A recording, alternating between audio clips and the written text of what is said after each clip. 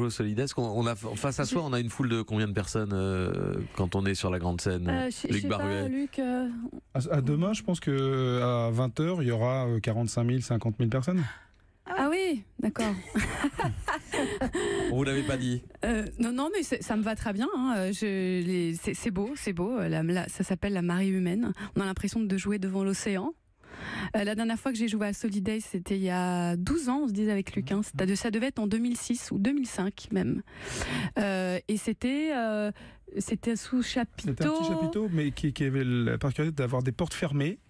Et c'est la dernière fois qu'on l'a fait, parce qu'il y avait trop de monde pour assister à son concert, et les gens râlaient de l'autre côté des portes, donc on est passé au chapiteau ouvert depuis Camille. Moi, j'en ai un bon souvenir. Luc Baruet, vous avez des fidélités d'artistes, vous avez noué des liens au fil des ans avec une initiative comme Solidays, c'est aussi des rencontres humaines, donc qu'elles soient artistiques ou autres, bien évidemment. Donc il y a des artistes, on a eu des coups de cœur pour certains artistes, notamment par exemple Skip the Use, qu'on avait été voir au Nouveau Casino, que personne connaissait, et qu'on a décidé de mettre à minuit sur la grande scène Paris à cette époque-là. Donc ils ont fait un concert incroyable, et je pense que derrière ça les a portés, tant mieux.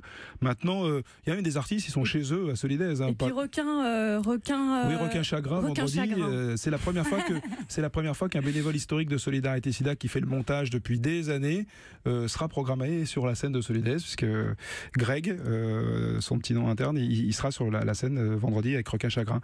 En tout cas, pour les artistes, il y a même des artistes, pour l'anecdote, qui se programment tout seuls à Solidays. Un jour, Garland Jeffreys, j'ai appris par son producteur qu'il passait le vendredi, alors que c'était pas du tout prévu.